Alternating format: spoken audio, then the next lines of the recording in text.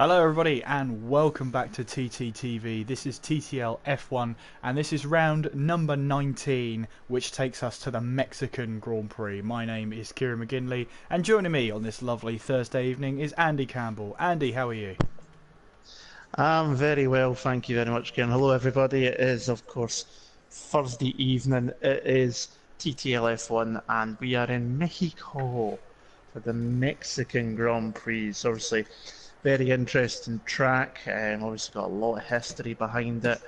The highest track in terms of altitude as well, 7,500 feet above sea level, which means obviously the cars have got to work much harder than they normally would in terms of there's not as much air going through, so down horsepower isn't as big of an issue here normally, which is why in real life the last two seasons ago we've seen Red Bull with that Renault engine take the victory with Max Verstappen because it's more down to the chassis. So it's a really good track, some really fast flowing corners. They've obviously cut out the old Paratella corner, which used to be an absolute monster. It's banked. Think of the Parabolica with a banking on it, and you're halfway there. And instead now it cuts through that amphitheatre that used to be a baseball stadium. And they hold all sorts of concerts in there from the likes of U2, The Killers, Metallica, Iron Maiden, you name it, they've played there. A lot of stuff. So there's a lot of history behind this place. Yeah, and we could be making history tonight here, Andy. Obviously, you've already mentioned it on Twitter, but Squeezy has to win here at Mexico, so no pressure. If he doesn't, he hands Blizzard the title. If he does win, Blizzard has to finish 8th or lower for the championship battle to carry on to Brazil. Indeed, indeed, and obviously, in terms of Blizzard finishing lower than podiums, it's only happened a handful of times if you take away the DNFs. One of them, mind you, though, was on Tuesday night at Circuit of the Americas, finished in seventh. But seventh place finish tonight would then leave a 50-point gap with 50 points still to play. And even if Squeezy then won the last two rounds and Blizzard didn't score, the way we've got it worked out is we were just having a chat with it beforehand. We think they would possibly be tied on wins if Squeezy, if that was to happen, but then Blizzard would take it, won't count back as second places, but there's a long way for that to happen, and tonight Blizzard just needs a P6 or higher, and it's definitely mathematically in the bag. Yeah, absolutely. But at the Mexican Grand Prix, it is a fantastic track. I remember Nico Rosberg describing it as quite simply a go-kart track, and that's pretty high praise from a driver. If they describe it as old school, or if they try to describe it as a go-kart track, it's fair to say that's pretty high praise. It usually is. I mean, yeah, you've got the huge long straight, 1.2 kilometre long front straight, total length of the track just over 4.3 kilometres, which I believe is about 2.6 miles in proper terms. Obviously, above sea level, as I mentioned, makes a difference. They've obviously cut out the old Paratella corner, which was so fearsome. You might remember, the famous move they love to show is Nigel Mansell passing Gerhard Berger on the penultimate lap. I think it was 1989 or 19. It was 1990, sorry, in the Ferrari, and he went round the outside, and that corner was so bumpy that even Ayrton Senna got caught out there in practice and flipped the car. So obviously they cut that out now. There's still some phenomenal sections. Turn 7 through to 11 is that twist and S's section where you're just ever increasing on the speed. But it's like Maggots and Beckett's at Silverstone and the same with the S's at Suzuka. You need to get that first part right, because if you screw up the first part, you're going to be struggling the rest of the way through to get that line back. So it's a really, really tricky circuit. Two DRS zones, one down the main straight, obviously, and then one between turn 3 and turn 4. We could see some overtaking action there into that little mini stadium section there before they head to the amphitheatre around the old baseball stadium at the end of the lap. First race, the Mexican Grand Prix in 1962. Raced until 1970, where it was stopped after the deaths of probably their more famous drivers, which is the Rodriguez brothers, which is actually who the track is named after, both Ricardo and Pedro. Ricardo actually died during practice for the first Mexican Grand Prix in 1962, whereas Pedro Rodriguez is still the only Mexican driver to ever win a Formula One race with 2 victories between 63 and 71. Obviously, Sergio Perez is the current F1 driver within Racing Point team. His best result is obviously on the podium a number of times. So it's got some good history, this track, and it's always a really, really interesting race. And we've got 36 laps to enjoy as we head around this, as Andy was saying, 4.3 kilometre circuit. We're looking at around about 153 kilometres race distance tonight, 152.6 if you're being picky. And the lap record, the race lap record, is held by Valtteri Bottas, which was set in 2018. It's a 118.741. Be interested to see how many drivers can get quicker than that during the race. And as Andy was saying, 1962 was technically the first race, but it was a non-championship race. But 1963 was the proper bona fide Grand Prix, and that was won by Jim Clark. So, heritage there for the Mexican Grand Prix.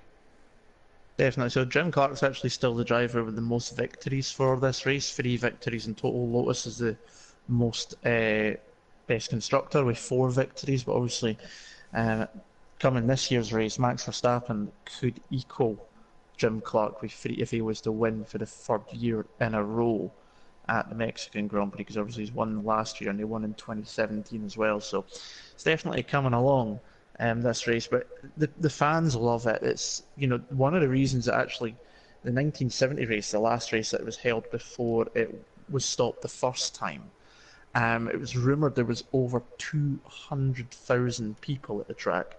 And it was so bad in terms of controlling the crowds that there was bottles thrown on the track. Jackie Stewart even hit a dog that managed to run on the track as well. And obviously after the death of Ricardo Rodriguez in that year, it didn't come back after that. And obviously the crowdfunding and the way the population just kind of spiraled in Mexico City kind of put paid to that. But they're very passionate fans, Mexicans. They've obviously got Perez there as well. And the track is a good one. I actually quite enjoy it, to be honest. It's when you get it right, it's one of those tracks that you can really, really enjoy. You know, and it's really, you know, rewarding when you get it right. And you can possibly see on the screen, I don't know if you've got the same look as I have, but you can see the stadium section just there. That's where the old baseball stadium was. And obviously we've seen the podium celebration where DJs have come out and play in recent years. That place has held over 100,000+ for some concerts. Obviously we have a lot of it in the standing area, of course. So it's a really, really popular place, and the Mexicans always give it their absolute most. And I wonder what the weather will be as we head towards the qualifying session. 18 minutes around here, and you're looking, you know, mid sort of 15 region, maybe even lower than that. Who knows? When we always come to this track, Andy, we're always surprised about the pace. All the drivers here seem to pull out half a second, maybe even a full second to what we actually think is going to be the pole lap time. Definitely. So it's you know, it's going to be fun to see. I mean, obviously we're just waiting on it, loading up qualifying just now to see what we get for the weather. Being Mexico, you'd be surprised if it's anything other than just pure sunshine, but you know, there you go. I think you've actually got it on the screen. I'm still waiting on the loading screen. Still not got nothing in front of me. I'm blank at the moment. But looking at the stream on my phone, it is actually dry and sunny. So 14 drivers here at the moment, and it'll be interesting to see who goes out on what tyres. It's hyper soft, ultra soft and super soft, so it's the 3 softest compounds going for today's race. And amazing, the weatherman there, Roll, saying it's sunshine for the race as well, so we don't need to worry about a wet race here. The drivers head out of pit lane, and I wonder who's going to be out first, because I've seen a McLaren jumping out.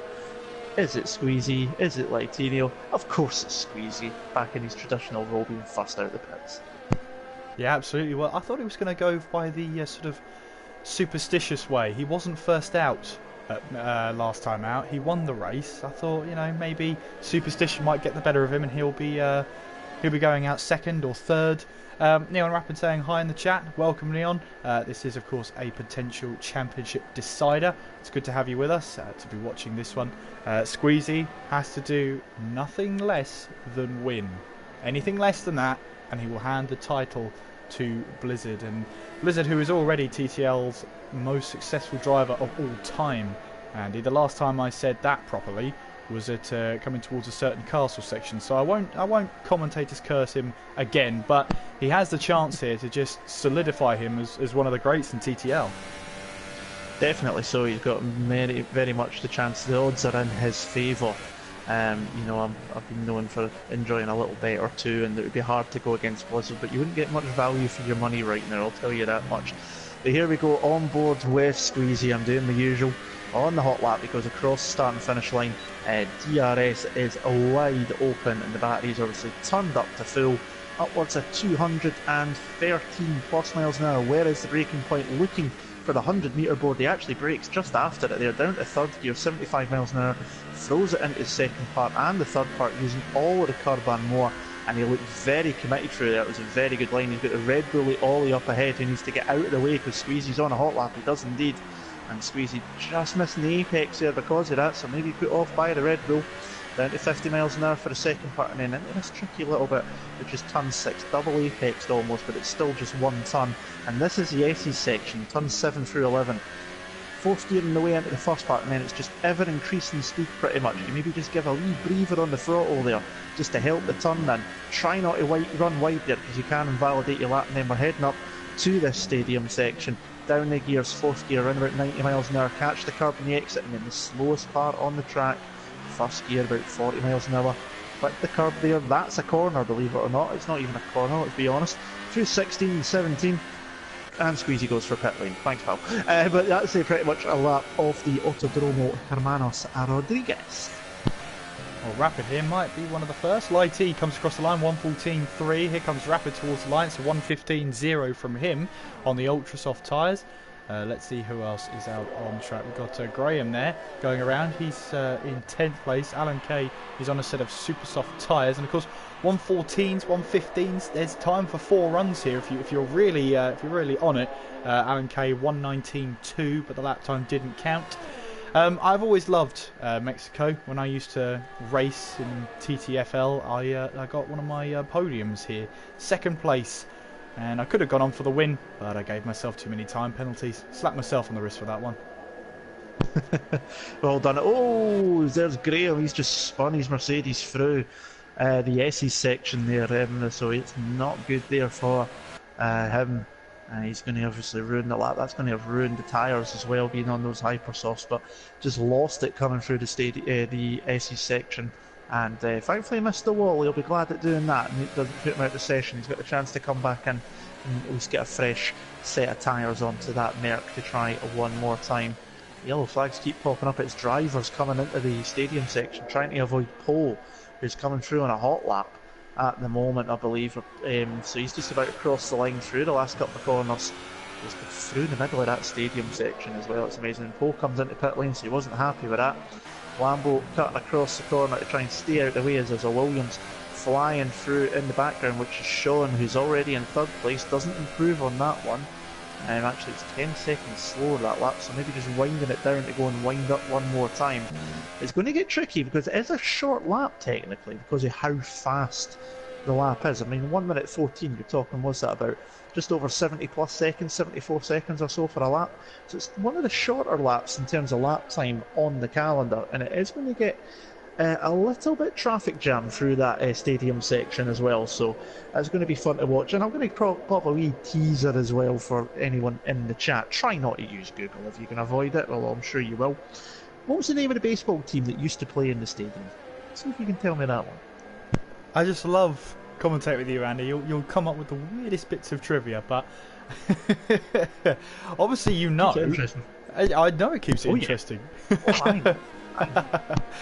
We've got Big C in the chat saying preparing for an Ollie masterclass. Well, he's in the Red Bull. He's out there on a hyper soft, or super soft run, I should say, with those Red Bull tyres. So the hardest compound possible as he looks to wind up and make his way now down towards turn 12.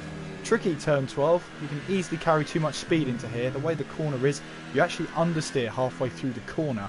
If you don't catch the curve absolutely right. So you do risk running wide, and of course in qualifying that is enough to invalidate your lap time. So as Ollie now comes around the final corner of turn 17, makes his way along that colossal straight there. This is where we're going to see pretty much most of the overtaking as we head to 1, 2 and 3. Turns 4 and 5 at the end of the second DRS straight is also a big overtaking zone. But other than that though, not really many other places. I mean, turn 12 technically, you've got turn 6, that hairpin just after turn 5, which looks like a hairpin, but it's deceivingly tight. It's sort of a double apex corner, so if you do try and make a move there, you've got to be brave, and you have to be side by side, as Ollie's now coming through turn 4. Coming up to turn 5, you'll see what I mean in just a second. As we head to turn 6, you can try and go up the inside, but, well, you're right on the racing line. It's very tricky to keep that all under control with Squeezy on a set of super soft tyres. 1:14.1, he means business. That's a heck of a lap. And Blizzard's on his outlap at the moment. He's on super softs as well, so be interesting to see what the championship leader can do to respond to that. But you're right in saying, you know, obviously you've got the main bit's going to be into turn 1, but it's still a relatively quick corner. You still take the apex around about 80-90 miles an hour, and then obviously it tightens up through 2 and 3. You could have a go into turn 4, but again, the way it's laid out, turn 5's in the opposite direction, so if you can stay side by side, then the person defending can easily take that place back. So there's not the greatest amount of places. Turn 12 you did mention there as well, Kieran, but as you say, it's very easy to understeer there. If you're going to try and get past there, you need to be side by side very clearly, and you need to watch you don't wash out wide and take the other driver out with you. You could just ruin both your races. So it's tricky one to overtake round here. It's going to mainly be down that huge straight with the DRS zone down towards turn number 1. You're probably going to see a lot of moves done before they even reach turn number 1, I would imagine, because it is a very, very long DRS zone. Spike here now coming down towards turn 12, and Rapid has retired from the session. Currently P3 1:15.0 on a set of ultra soft, so he won't be going any higher than that. As Spike makes his way around the final corner. He's actually gone into the wall there at the final corner, so he's locked up.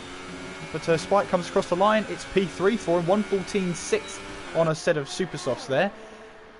So yeah, a mistake must have been from Rapid as he went straight on. Yeah, it's quite a strange one. He's obviously maybe caught that curb on the inside of turn 16. It's maybe just pushed him out wide.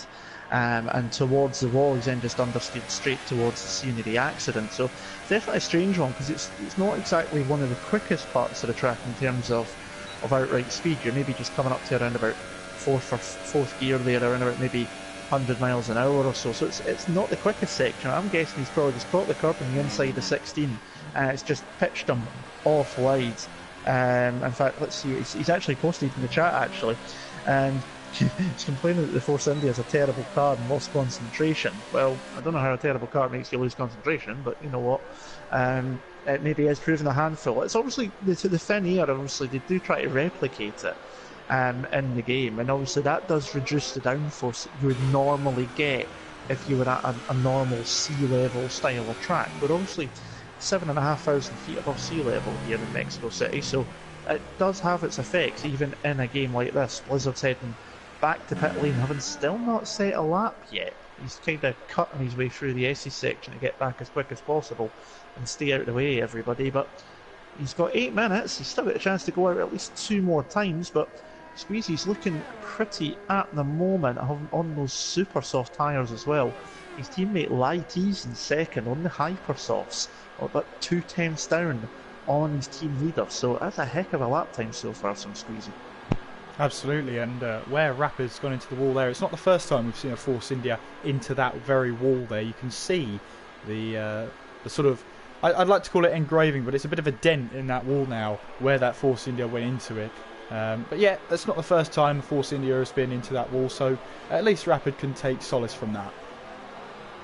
Yeah, definitely so, and obviously now he's still in the top 4, top 10 at the moment on set of ultra softs, which are probably going to be the more race tyre. These hyper softs aren't going to last long. That's why we're not seeing many people on them in terms of completed lap times at the moment. They're normally going to last about 4, maybe 5 or 6 laps at a push. The ultra soft and the super soft are going to be your race tyres. You can do one stop with them pretty easily, but if you're going to end up in the hyper softs to start with, you're then going to the super softs, and by the end of the race, those tyres are going to be screaming in absolute agony, especially when you're going through that SE section. You're putting a lot of high load through the tyres.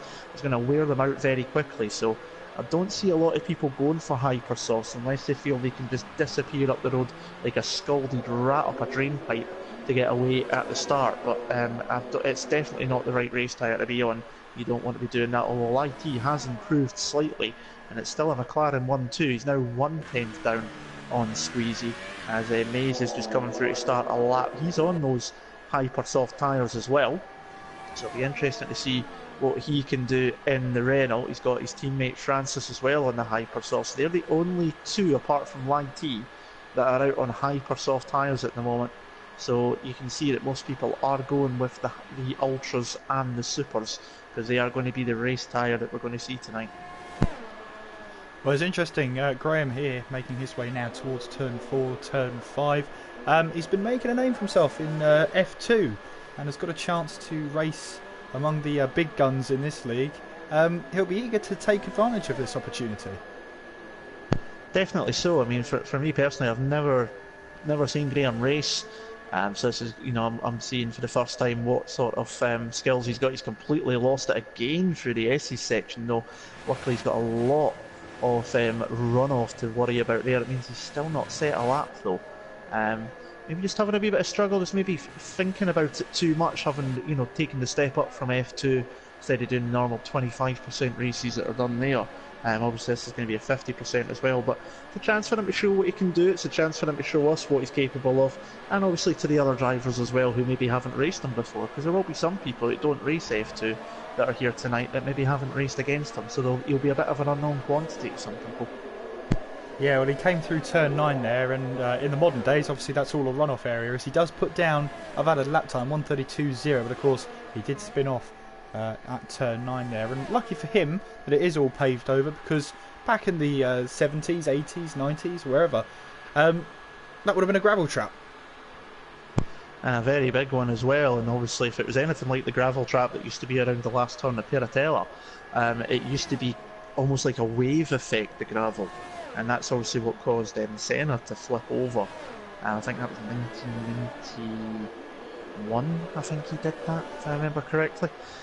Flipped his McLaren in practice. I think he gave himself a shoulder injury to go with it, and yet he still managed to race on the Sunday. And remember, back then, H-pattern gearboxes as well, so he was having to shift with that right arm as well, so very tricky to do. But yeah, he's obviously been lucky, Graham, because the runoff does mean that you can get away with that. It's obviously a feature we see these days, true to safety.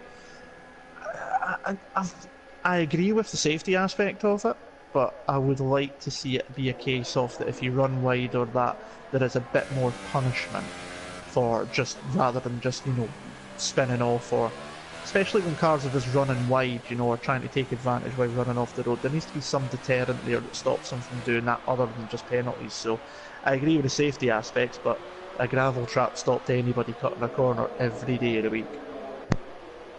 Well, not many cars out on track at the moment. There is one though. There's Steph, who's out there. Lighty also out there with just over 3 minutes to go. Those yet to set a lap time: Blizzard, Francis, Mays, Lambo and Poe, all still in the pit lane at the moment. Yeah, definitely so. I know Blizzard's been out at least twice, and he's obviously not set a valid lap time yet. He went out on his first run on the Super Sauce, and then he went out, I believe he was on the Ultra Sauce for his second run, so still to see a lap time from the championship leader. He's leaving it, excuse me about that, sorry, he's leaving it late in the day to try and get that one done, so keep an eye on his progress. Paul invalidated his lap time, came back in. He's also been out a few times, I'd imagine. It's a tricky track, especially that turn 7 to 11, the S's. You just get it slightly wrong on the curb and you can invalidate the lap, so it's very, very easy to do. And it's no surprise that there is still some drivers still to set a lap time because of that. Well, Steph making his way, sliding his way out of turn 6 then, as Mays has retired from the session, so he's not going to take any further part. He hasn't set a lap time either, so meanwhile on board with Steph then as he tries to make his way through 10, 11, 12, but he's back right off then, so he might have invalidated his lap there.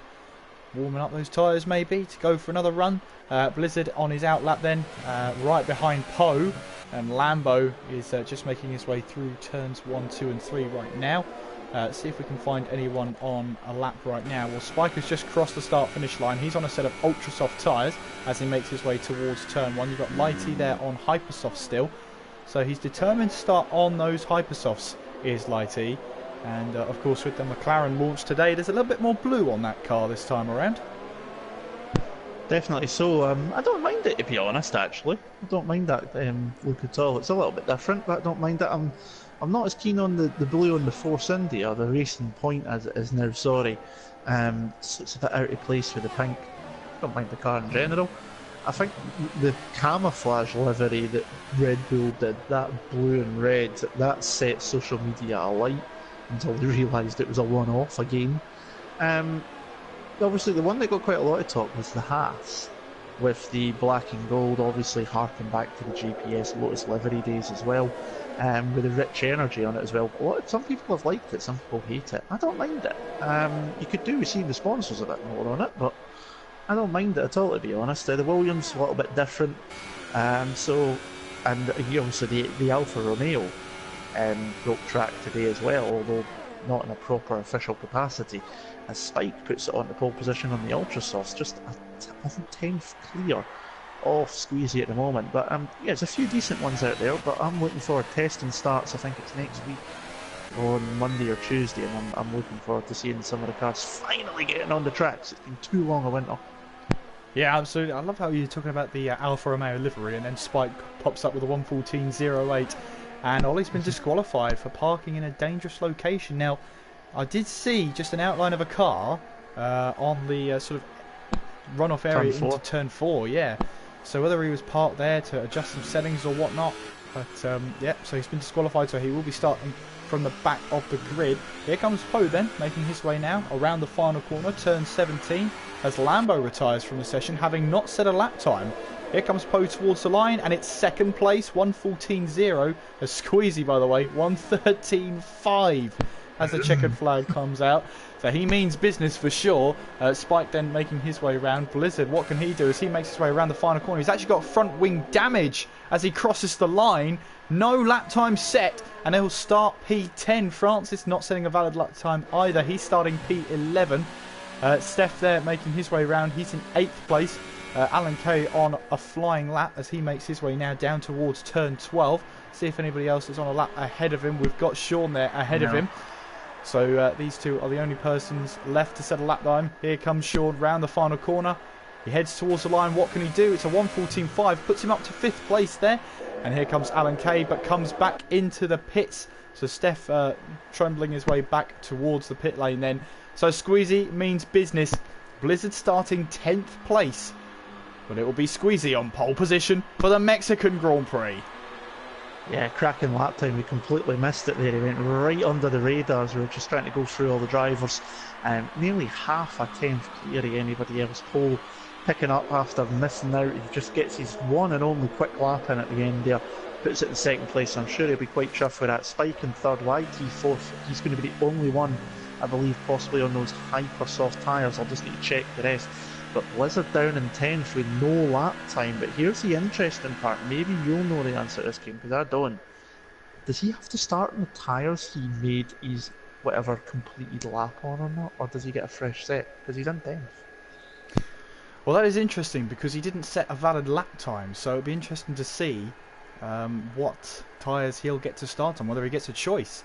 But meanwhile then, Squeezy on pole position with Poe in 2nd, Spike in 3rd, Lighty in 4th, the only one on Hypersoft tyres, Sean in 5th, Rapid in 6th, with Alan K 7th, Steph in 8th, Graham putting on that lap time with the spin in 9th place. Then it's Blizzard, Francis, Mays, Lambo not setting lap times, and Ollie, who was disqualified from the qualifying session by the game for parking in a dangerous location. Should be a good one. Blizzard's going to have to work hard for this one.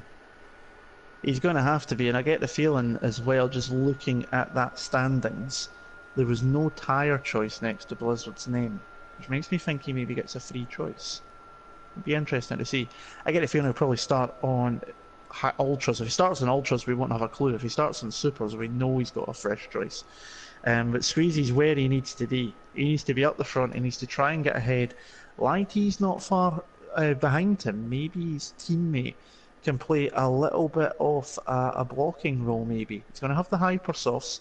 He's going to allow him a bit more grip off the line. Maybe he can jump ahead a little bit, maybe hold a few of them up for his teammate, let Squeezy disappear up the road a little bit, give him some time to pull a gap. But Squeezy's where he needs to be. He obviously needs to win. Anything less than a win is not going to be good enough. Blizzard in 10th, He doesn't need to make a huge number of places up to get where he needs to be to win the championship tonight, but he still needs to make it happen. There's people fighting for championship positions all the way down the leaderboard. People wanting to show what they can do, get themselves in a good position for next season. Yeah, absolutely. And rumour mills go flying when it comes to this point in the season.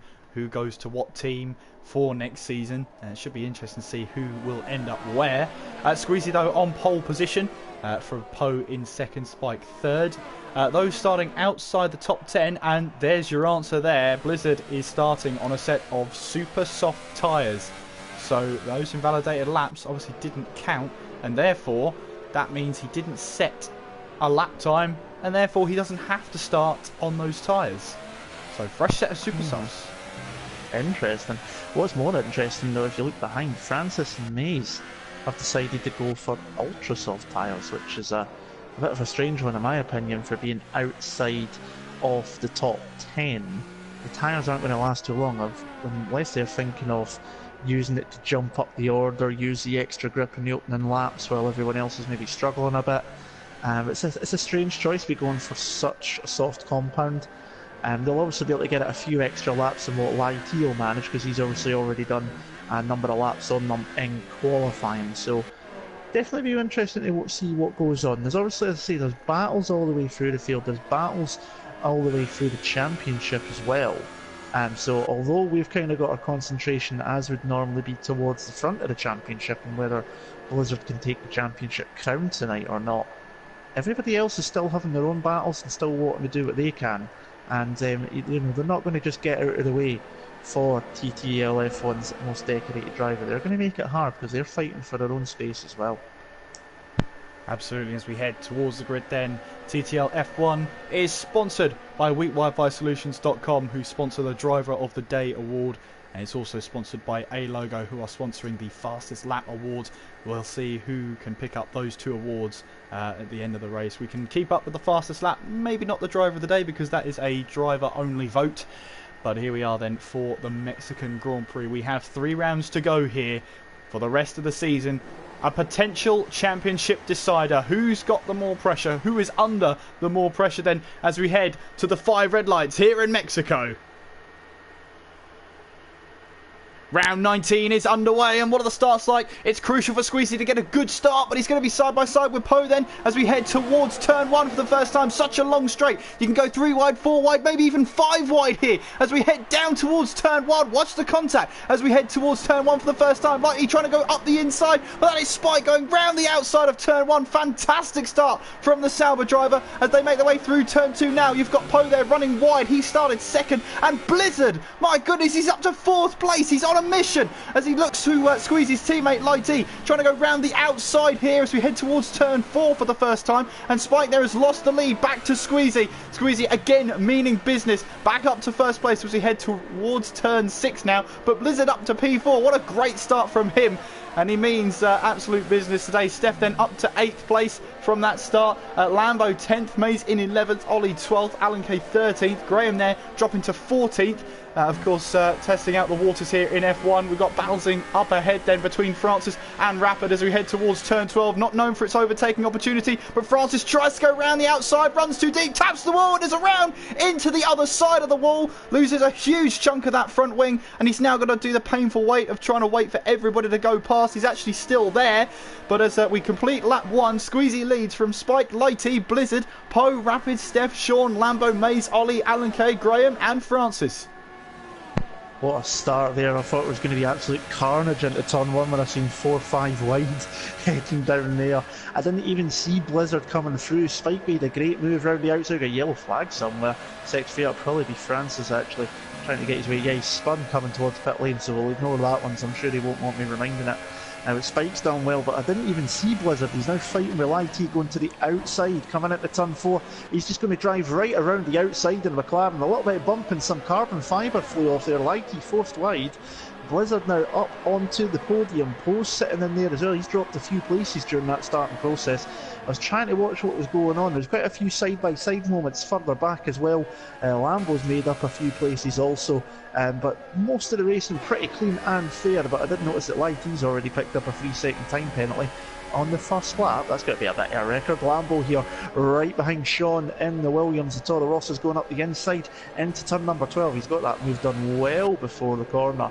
A pretty easy move there for the Toro Rosso driver. Defending champion, the outgoing champion, remember, as well, having won in season number 11. So he's going to be giving his crown over to someone. A yellow flag somewhere in sector 1. DRS now enabled. It's disappeared one more time.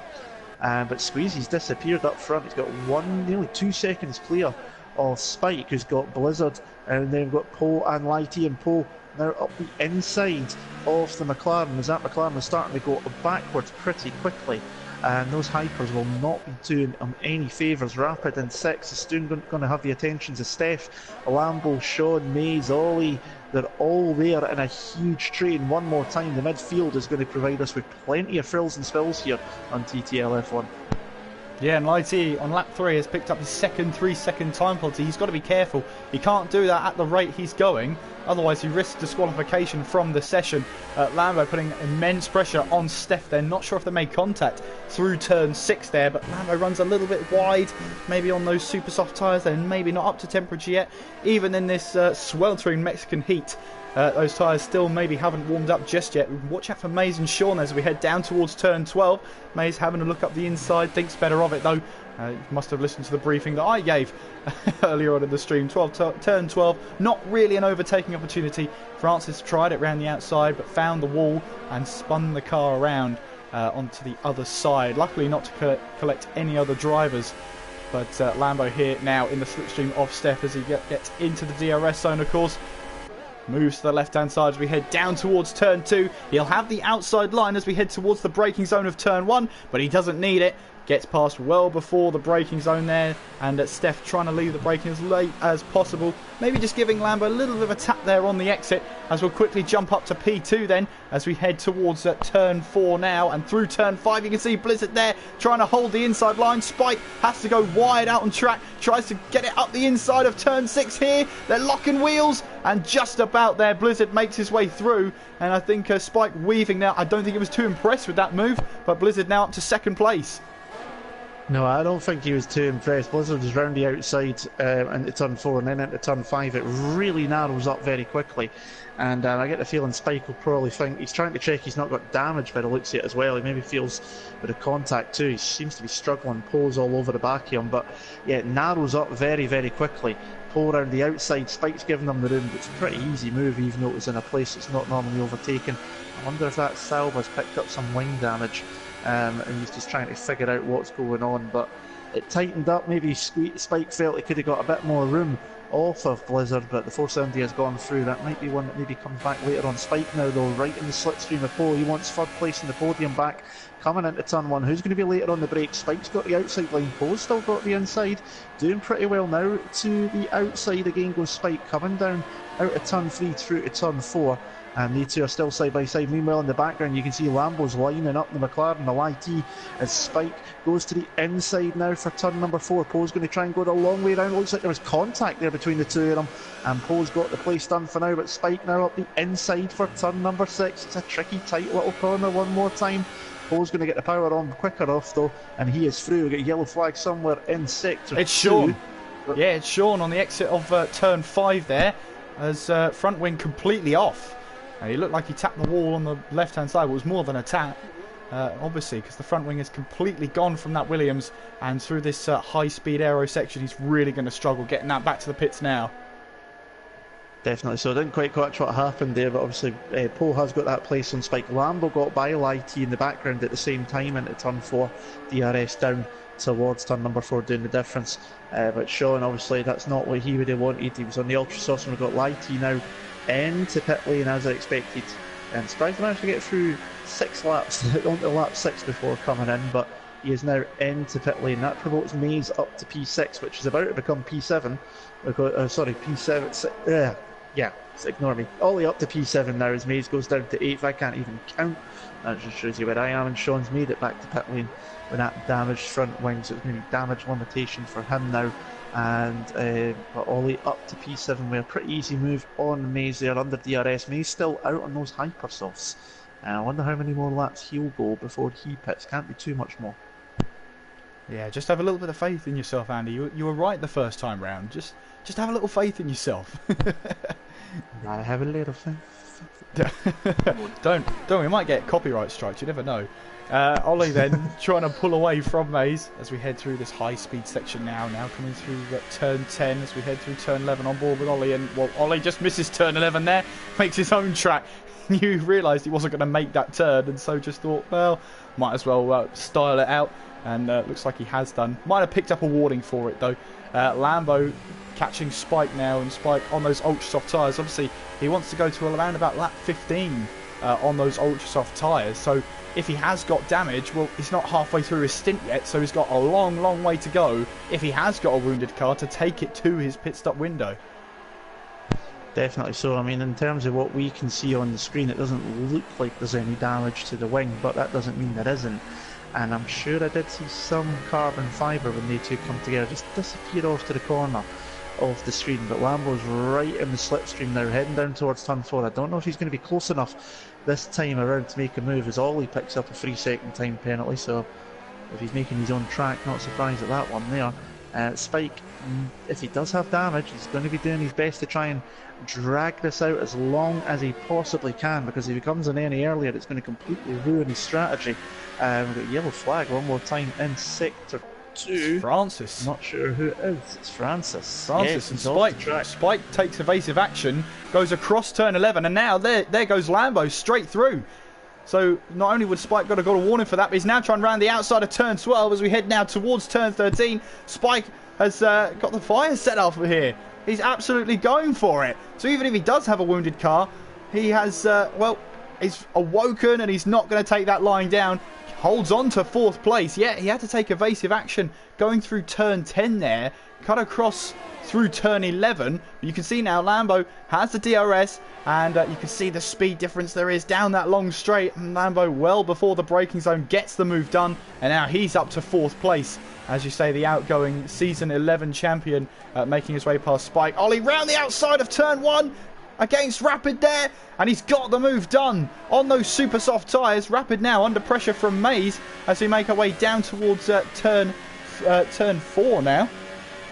And it's actually Francis behind Rapid, who's a lap down, and that's what helped Ollie to get through. I was watching that battle there. Francis trying to stay out of the way, kept himself in the middle of the road though a little bit. That allowed Rapid a bit of a slipstream, but Rapid then went to the inside. Ollie just stuck in the slipstream of the Renault, and then went to the outside, and with the DRS just able to swing around into turn 1 and take the place away from the Force India. So the back marker helping out the Red Bull there as Francis is losing it through the S's one more time. He's been collected by the Sauber, and that is Alan Kay, I do believe. It's just thumped into the Renault. It is indeed. And Francis lost it again. Alan Kay just coming through the S's section, nowhere to go, and just thumped into the Renault. And that's going to mean Alan's going to have to head for pit lane, because that's going to be massive damage to the Sauber's front wing. That was a pretty hefty hit. That's Francis. It's not the first time he's had to spin through there this race already. It's 2 or 3 times as YT picks up another penalty. At this rate, he's going to be finishing the race back at the Circuit of the Americas. Here comes Mays up the inside. He's challenging Rapid for that position. Rapid's going to have the inside line for turn 2. But if Mays can hold it, no, he can't. Decides to try and switch back here. Remember, he's still on those hyper soft tyres, and he's putting up a good fight against Rapid here. But the more he fights him here, the more the tyres on Mays' car will start to go away. And Francis has retired from the session and takes no further part. Well, he just hasn't had any luck in this league, really.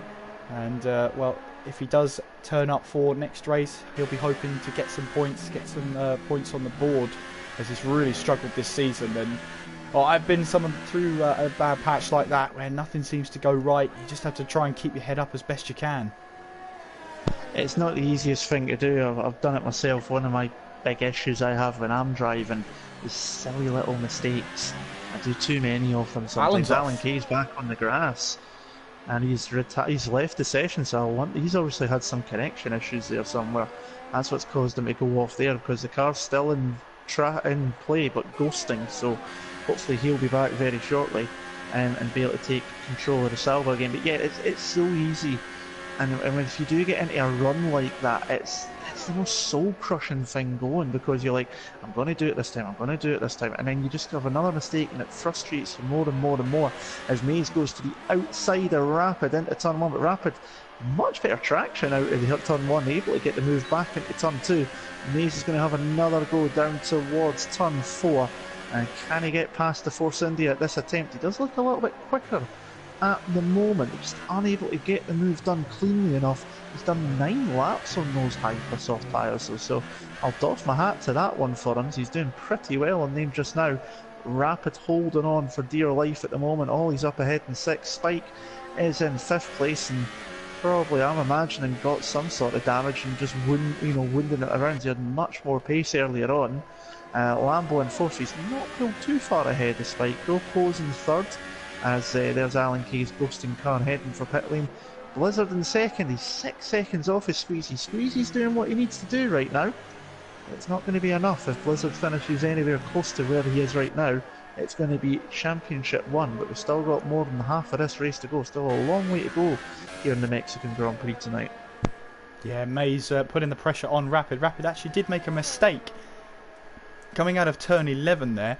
So Mays was right on the back of him, but Mays deciding to pit now. That should be a set of super soft tyres, and no, it's a set of ultra softs. So maybe Mays is two stopping, or maybe he's confident in his tyre wear. He managed to get some hyper softs to lap 10.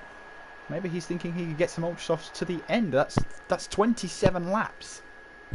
It's a long way to go. He has done it a couple of times this season though, where he's kept the tyres on a lot longer than we'd ever anticipated. So maybe he's had some practice and had a wee go at it and realised that he can get the job done. So it'll be interesting to see if he can make them last. That could work in his favour later on, but it could also bite him in the backside later on as well, because he could end up with tyres that are pretty much hanging off the cliff, with everyone around him being a much fresher tyres. So interesting choice there. Super Sauce would have been the safe option there, would easily got him to the end of the race, but Ultra Softs, it's definitely going to be a brave one. It'll be interesting to see how that works out for him.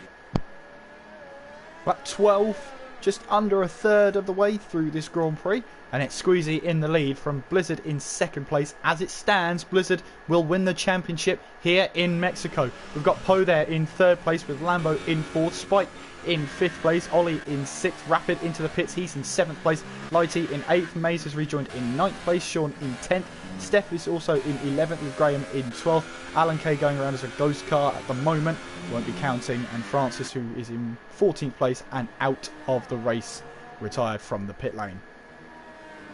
Yeah, it wasn't not the greatest bit, as he obviously been struggling. He's had a few issues with the races we've seen.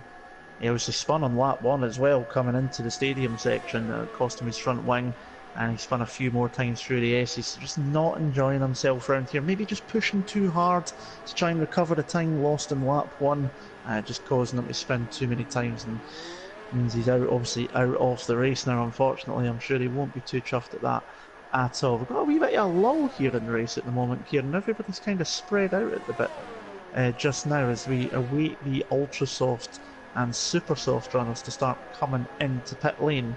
You can see, obviously, if you do look at the position changes, Lambo's up 9 places. Both Ollie and Blizzard are up 8 places from where they started. The Spike finally gets to pit, so if he did have any damage, he's going to be able to get rid of that now. I'll keep an eye on him and see if he does change the front wing. Biggest losers, Alan Kay down 6 places. He's obviously ghosting around at the moment, while also down 5 places is Sean in the Williams. And did Alan Kay even stop? Did the Spike even stop there? Yes, he did. Put on super softs, because on my screen he just rolled right through the pit lane. So I don't know if he changed his front line, but he comes right out just in front of Light, who just gets ahead into 2nd place. Yellow flag somewhere in sector 2. Not sure who that was. There was a Mercedes up ahead of Blizzard, so maybe someone running wide. But yeah, Spike's been out the pits onto super soft. He's right behind Lighty, coming down towards turn number 4. And I'm sure if that wing has been changed, he'll be more than happy to have a more behavioural car now as he goes round the outside with a nice little passing move on the McLaren, and that's him back up into 6th place on a fresh set of tyres.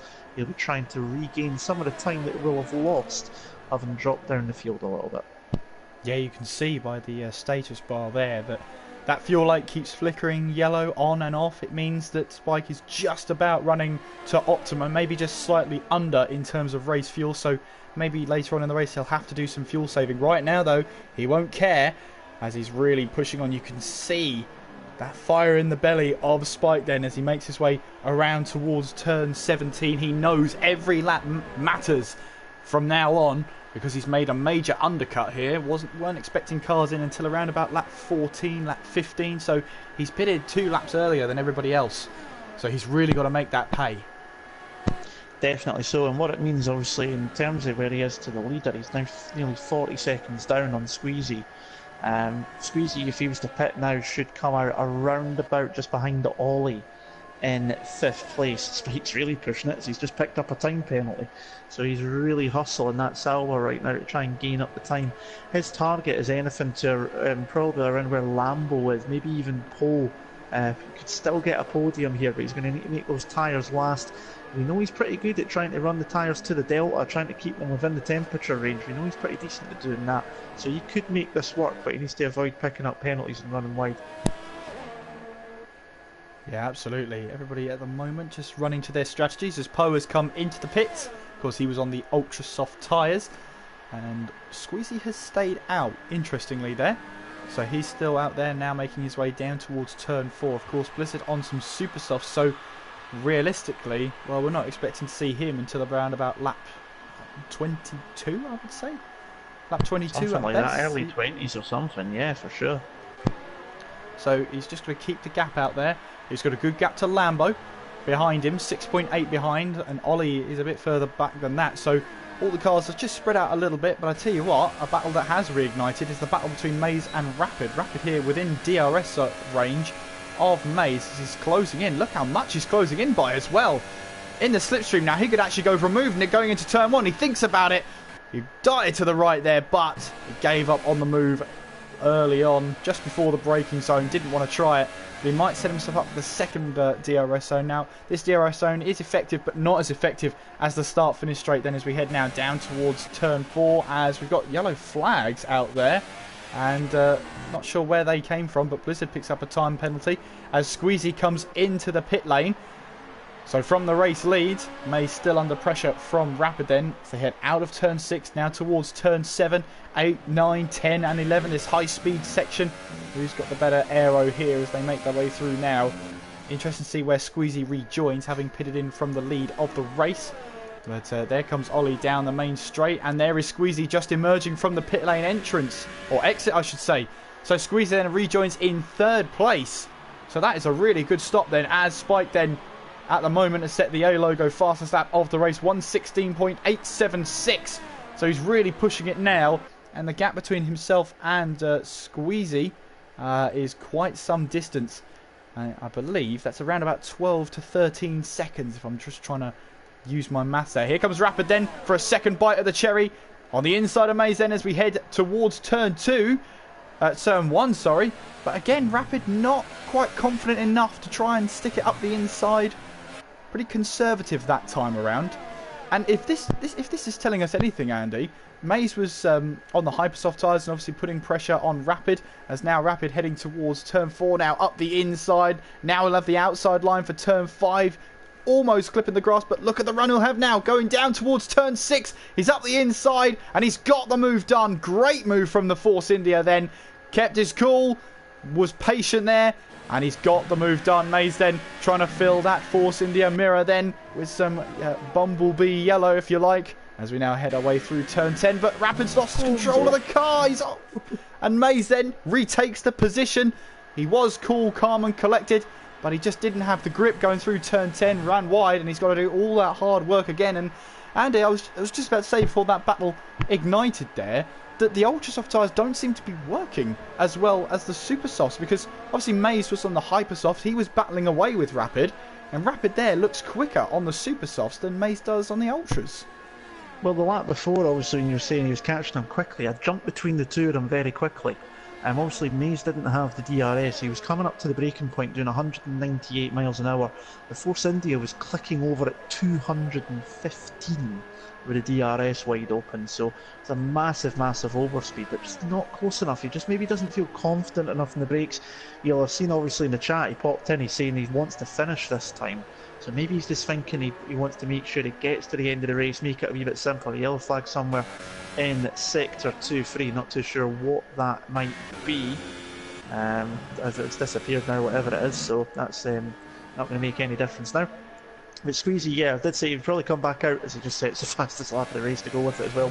Somewhere around about probably just ahead of Ollie, and he did do exactly that. Spike, you were trying to do the maths, I think he's around about 16 seconds roughly behind Squeezy, possibly even more than that at the moment. So it's not looking too good at the moment, but his target's got to be Ollie and Paul, possibly even Lambo once Lambo pits, because obviously Lambo's still not pitted yet up there in P2. So there's still a podium opportunity there for Spike, but he needs to make sure that he's keeping that car clean, just keeping it on the track and trying to gain up as much time as he can while keeping those tyres lasting. So it'll be interesting to see how that one develops later on into the race. But we're just waiting now to see when Blizzard and Lambo, as well as Ollie, because he started on the super softs as well, when do they decide to come into the pits? Probably, as you say, around about 22, 23, somewhere in that window there. I'm just going to try and work out quickly. If Blizzard was to pit and they stand and stay as they are, he should come out behind Paul, but ahead of Spike. Into the pits he comes then, from the lead of the race. I'm anticipating him coming out just behind Paul in 5th place and just ahead of Spike, if he doesn't have any problems in the pits. Well, Squeezy then gets past, and that's the easiest move he'll make on Blizzard, I think. In the pit lane, here comes Ollie then. It'll be interesting to see where he'll now come out. Obviously, it's a long, long way to the pit lane exit, and he has rejoined behind Poe. What about Spike, who's trying to make his way down? Now, of course, coming out of the pit lane exit, you're very vulnerable to the car behind you. But, yeah, I think Spike is just a bit too far back to have a move into turn 1.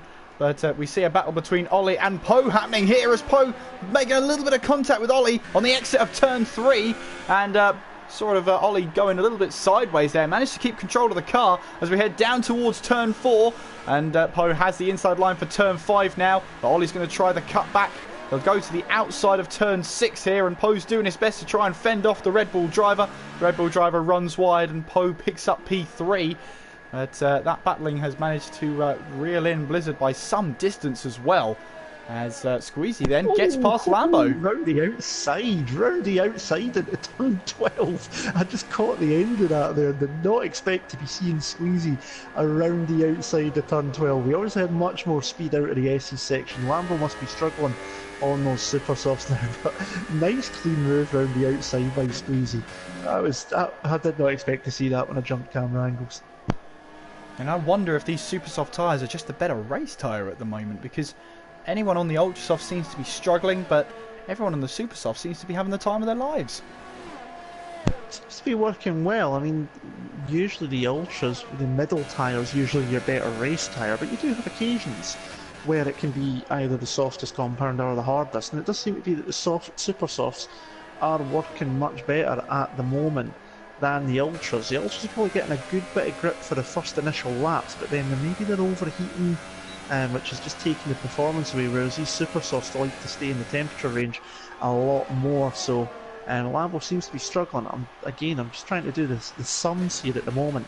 Spike is 16 seconds behind Lambo, so Lambo's going to come out behind Spike once he makes his pit stop, based on what the timings are at the moment. So Spike's aim then has got to be to try and gain that 7 seconds up to Poe, who's ahead of him up in third. Obviously Blizzard's between them at the moment, but Blizzard will be catching up pretty quickly to the back of Poe in just a moment with those brand new ultra soft tyres. Poe's been on those super softs for about 5 laps now, and although the ultras may be overheating, this initial stage where they're at the grippiest and brand new, Blizzard will be doing as much as he can to take advantage of that right now. So coming down the street, you can see how much he's taking advantage of it.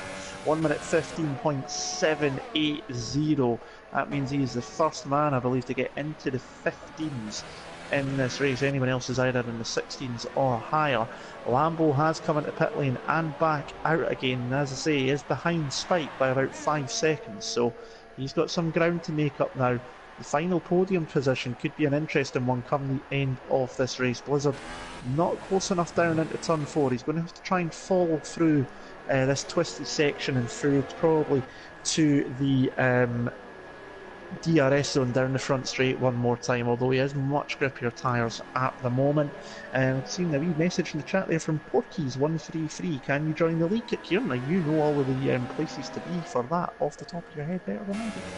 Yeah, absolutely, but we'll just hold fire on that one because Blizzard right on the tail of Poe as we head now down towards turn 12. Now Poe on the harder tyres might have to brake earlier, but he's trying to take the inside line and Blizzard goes straight around the outside. Poe now trying to go up the inside once again, but can't quite do it, and Blizzard takes away second place from Poe there. Poe tried to go ultra defensive, Blizzard bided his time, and he's got second place now, but Poe will have the DRS coming down the main straights, not over just yet, and the speed difference in these cars, it's such a long straight as well. If you're in a high engine mode and ERS is all the way up, you can see here Poe is closing on Blizzard. He'll get into the slipstream, but it's not quite close enough to have a go in towards turn 1. So Blizzard then holds second place, 10.9 seconds behind Squeezy. And Maze and Rapid, well, they were battling away, and then Ollie just steamrolled through. He went from P8 to P6 in a matter of a couple of laps. So he's now on a charge, 16.3 behind Lambo. That's going to be a tough ask, but never say never. A late safety car could really change that up. We have 15 laps to go here at the Mexico Grand Prix. Squeezy is leading from Blizzard, Poe, Spike, and here comes Rapid now with that DRS in towards turn 1, but he's missed his braking point. He's across the grass, and we've seen that in Formula 1 in the past recent years. He goes well over to the left-hand side, doesn't get a penalty either. That's pretty surprising for me. So the game being a bit lenient on him, and rightfully so. He gave the place back. Any advantage he gained, he definitely lost, and with the grass on his tyres as well, would have lost the advantage well over there.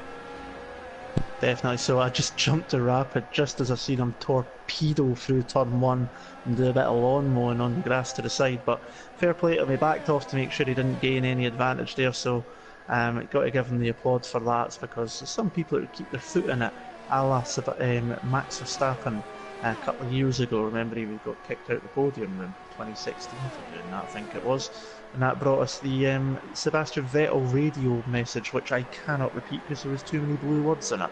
But plenty going on. Lambo's just set the fastest lap of the race, which Ollie is now just bettered, and Lambo's right on the back of Spike, so Spike is still struggling. He's actually dropped to 8.5 seconds behind Poe, so the Sauber driver is not enjoying himself here this afternoon. After a great start, it's just dropping back a little bit, possibly tyres not doing the temperatures that he wants to, just struggling a little bit. Lambo is all over the back of that salvage. Sean comes into pit lane. He is the last person to make a stop, changing from those super softs to ultra softs. He's down in 10th place as Rapid has just got back past Maze, coming down to turn 4, but outbraked himself again. He's done it one more time and Maze gets back through. Lambo though to the outside of Spike into turn 12, has to go off the track slightly there to get the move done. They're bumping wheel to wheel coming through the stadium section. Spike backs out of it because he was anticipating possibly collecting the Toro Rosso, and Lambo goes through, but he had to go a little bit off track there to get the move done, so it'll be interesting to see if that's deemed as being fully fair or not. Steph's just coming out the pit lane as well, just behind these two. Spike now with the DRS coming up towards turn 1, but he's not going to be close enough. He's got no battery left. He's having to turn it down to 0 to charge that battery back up. That's going to allow Lambo the chance to just get away a little bit, even down here in this DRS zone, down to turn 4, so that should be move done for the Toro Rosso as Rapid moves up. Maze is on a 2-stopper. He's back in the pits again, so you'd called it right on this one. It's definitely not possible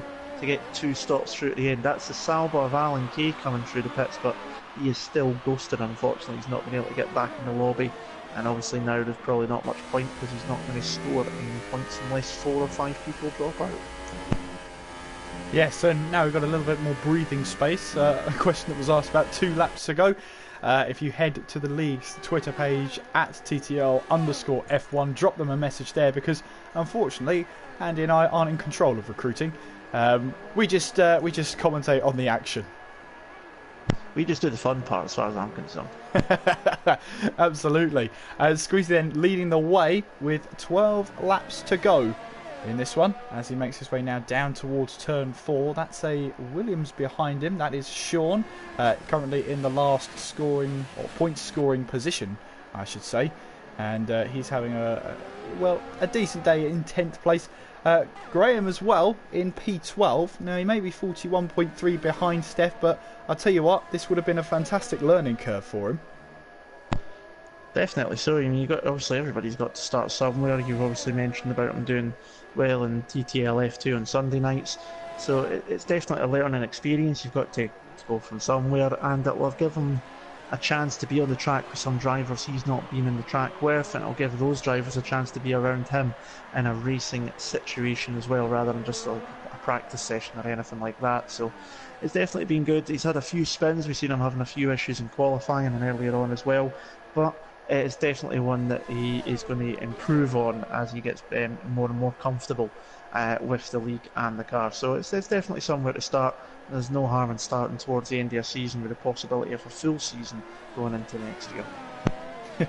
Almost a radio message from Neon in the chat then. He says the tyres are shocking.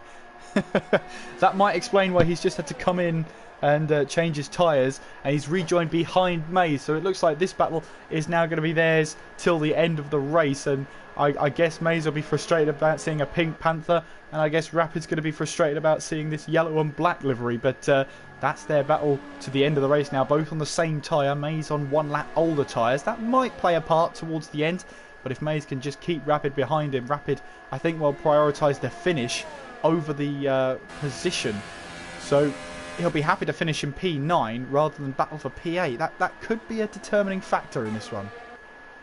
Definitely could be indeed. Another thing that's going to be a determining factor, as it always is the penalties. I'm actually currently working through them at the moment because there is a lot of them. An awful lot of them, actually, to be completely honest. I'm still trying to work my way down to the bottom of the list, so I'll tell you what it's like in a moment, but I don't think there's anybody out there that's not got a penalty right now. I think everybody's got at least one in some description. It is that bad. So there's been a lot of that. And I did say obviously 7 and 8 is where it's most likely to happen. And that's where you're most likely going to see penalties. So I'm trying to work it out and we'll see what's going on. Absolutely. Well, Rapid there picked up a 3-second time penalty. He took a very awkward line going through 1, 2 and 3, picked himself up a time penalty, and it looked like he almost let Mays back through. So he's being fair there. A lot of drivers, if they just pick up the penalty, they would have just gone straight on. Not Rapid though, he wants to do it fairly as they now make their way towards turn 7 there. Good battle between those two, but with Rapid picking up that penalty, that could cost him a good chance of 9th place then. If he's not careful, it might cost him a chance of 9th place overall. Definitely so, but obviously it's nice to see he's wanting to do it properly as there's more penalties picked up on there, so that's just definitely not going to be going too well. But there's some people out there that have got 4 penalties already. Spike's got 4, Steph's got 4, Blizzard's got 3, and there's a lot of people out there with 3, 2, 4 penalties, so they're really adding up as they push the limits with the track limits, and it'll be mainly through that section, the turn 7 to 11, where it is very easy to run wide. Here goes Rapid one more time, up to 217 miles an hour, but still just not close enough and just not comfortable enough on the brakes to get the move done. A yellow flag somewhere in sector 2. He is indeed waiting for cars to go by. And he's spun that coming out of turn 5. Where is Rapid and Mays? Rapid is still behind Mays. Renault is going to be getting very colourful in a minute. I'm sure it's not going to be too good. The yellow flag was in sector 1. Someone obviously ran wide into turn number 1 because there was a green flag there. You see Lambo going through, but they're sprung out in the track. The only ones that are really fighting are the Mays and Rapid, who have been on 2 stoppers, obviously. Haven't been into the pit lane one more time. So they're on relatively similar tyres, and they're in a very similar part of the track. This could go all the way to the final laps, but keep an eye on penalties because it's going to be an interesting one. Even these 2 guys have got 1 penalty each at the moment, possibly more than that because I was having a look. So we'll probably see the timings when they come across the line to finish the race tumble like a fruit machine, as it usually does. Here goes Rapid. He's got much closer to Mays this time, and he's got much more chance of getting the move done. But you can see where it starts to struggle, even with DRS. You can see where the struggle comes in with the thin air up here at 7,500 feet. As soon as he pulled out the slipstream, he hit terminal velocity, which was about 197 miles an hour, the exact same as what Mays does. Here he goes again one more time to the outside, heading towards turn number 4. This time he's got the move, but he's outbraked himself again going into turn 4. So that is another time he's just got a little bit too deep on the brakes. But you could just see that if you go on board when they come down to turn 1 and he pulls out the slipstream, it just hits 198, 99 miles an hour in that thin air, and it just will not go any faster. Well, Mays then just keeping his cool and defending well from Rapid. Rapid, though, just seems to be making his own mistakes out there, which is such a shame. But it's all the more reason for Mays to just keep going and let Rapid make his mistakes to stay ahead. As Blizzard picks up, I believe, correct me if I'm wrong, Andy, that is his 5th penalty? 4th, I think. 4th. If I get I'm not going to even bother going back to check it again, because there'll be far too many. I'll be here to the end of the race trying to keep up with it. But there's plenty of penalties out there. It's at least his 4th, possibly his 5th. As Rapid has finally got the move done, has he? Going into turn 1, can he get on the brakes at the right time this time? Nope, he's gone deep again, but this time he might just be able to keep it in the right place. Goes round the outside and he's gone wide again. I wonder if he just feels he seems to be letting Mays go by. Maybe something's happening on his screen that we can't see. But he's given us a good battle to watch, that's for sure. Tries one more time down towards turn 4. Have to back out of that move just now. So Mays holding on to 8th position at the moment. That'll be another point scoring finish for the Renault driver as well. He's had quite a few of them now actually over the last few races. I'm going to need to check how many exactly he has had, but these two are the only ones that are really giving us an on-track battle at the moment. Yeah, absolutely. I think Rapid then made a mistake on turn 2 there because he ran very wide, but Mays making that up, and he goes up to 8th place once again, and Rapid is just going to have to do it all over again. Meanwhile, they're battling, and Sean is catching them here. He's only 2.6 behind Rapid, and that gap is closing down, excuse the pun, rapidly. But Mays has a 7/10 advantage as they head down the straight here. Obviously Rapid will be closing and closing, but not as much and not as close as it has been. You can see though, he is doing a good job here. He thinks about moving to turn 1, but doesn't quite do it. And he's got the braking zone right there. So it's strange. Rapid, when he's got a car ahead of him, obviously he can get the braking zone, but when he gets the move done, he just can't seem to get that job done, as that is actually the race leader Squeezy behind them right now. So he's actually coming up to lap them now. So this is where it's going to get interesting. Who is going to be brave? Obviously you're allowed 3 blue flags before you have to let the car behind through. So do you risk the penalty? Clever. Yeah. I mean, if Rapid's clever, he finds a point where he can let Squeezy get by without costing him time, and then he tries to follow the McLaren when he goes past Mays. That's going to be his best chance. He's probably got a good chance of doing it here, just coming into the stadium section. But then again, Squeezy's too far back at the moment for that. So I was going to think there, if Squeezy was close enough, the DRS line comes up very shortly, and then he could let Squeezy through if he was close enough and use the DRS still off of the McLaren, because he would still have picked that up there. But he's not close enough this time. But he's going to get the DRS obviously down the front straight one more time. So here we go on to lap 32 for these guys, lap 33 for Squeezy in behind. And you can see the Force India's gaining, but he just pulls out of the slipstream. He's actually at 90% throttle. He's actually not at full throttle there. That was strange. I was just looking at the throttle indicator. He's not at full throttle. It's Graham's gone out of the race somewhere. So that's a big off. One. Yeah, he's lost a wheel there, big time. That's on the exit of turn 11 there. So that might have been where he lost it in qualifying multiple times. It might have just come back to bite him again. And Graham here has retired from this race. And Mays runs wide on the exit of turn 6 as they've got the blue flags now. And Rapid pulls straight to the left-hand side there. and actually might have just cost him a little bit more time than he needed to.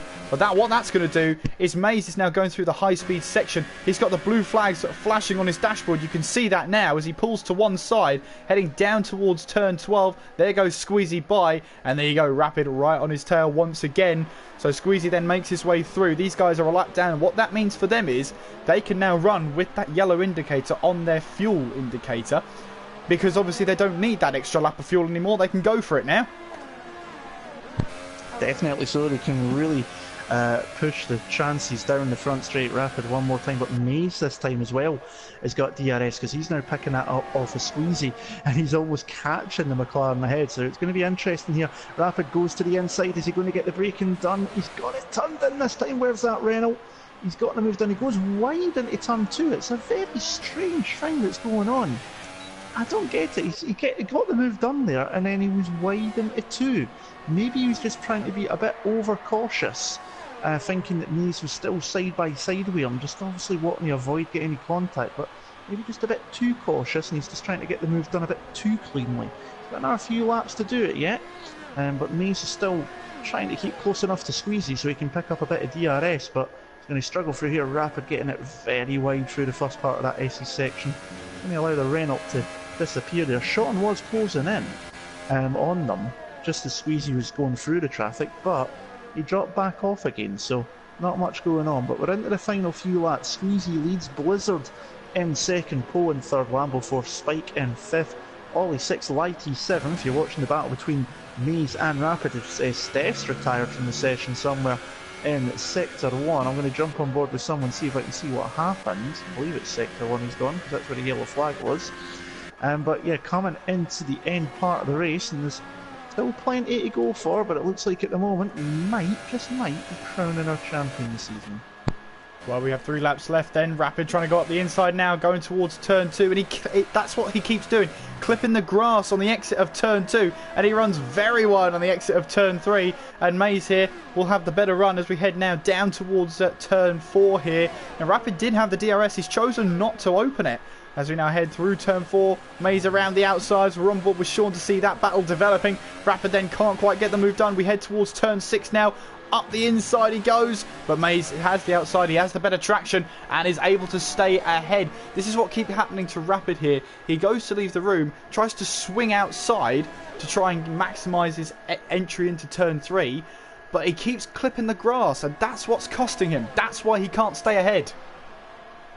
He needs to obviously change his plan of attack slightly and just not drift out as wide as that.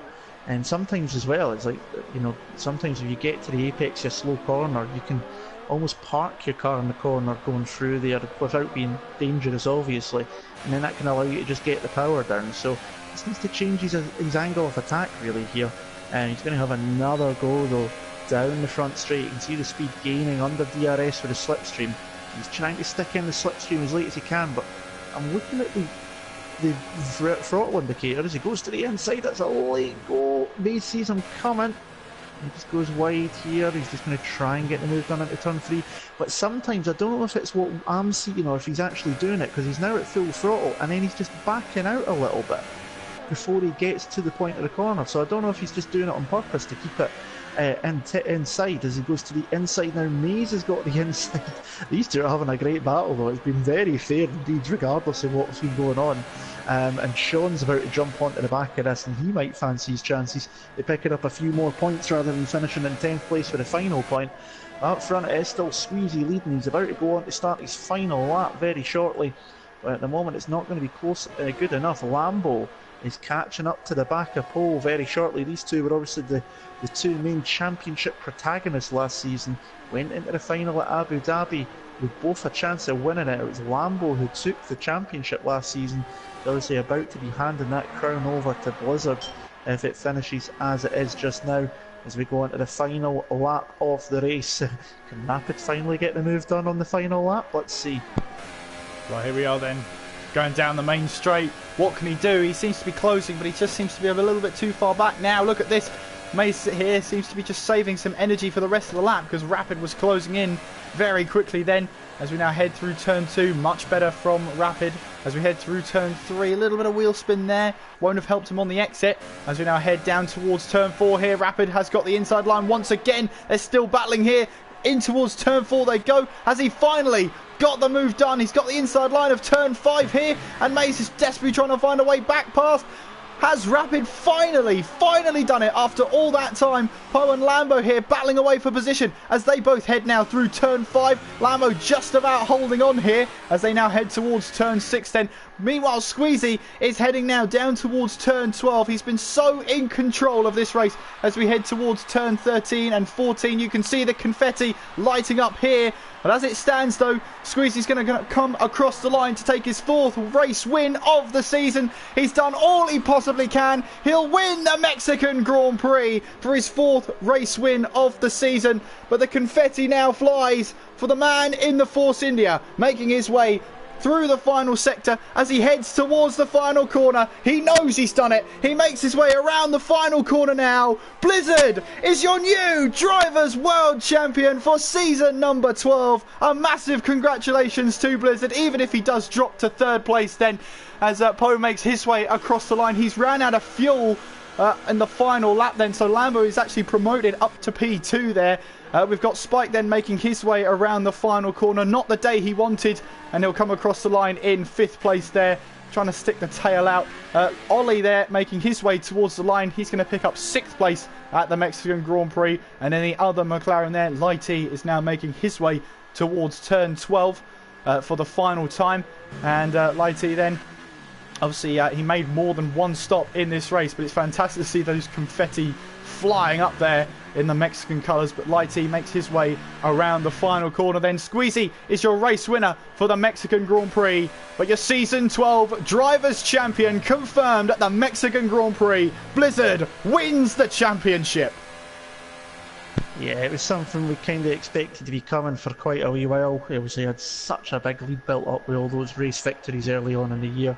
Squeezy, though, when he's on form, he is on form. It's been a number of times now where he's been almost peerless in some races, where he's just been able to get the pole position, get out in front, drive the race he wants to do. And when he can do that, there's not many drivers that can keep up with him.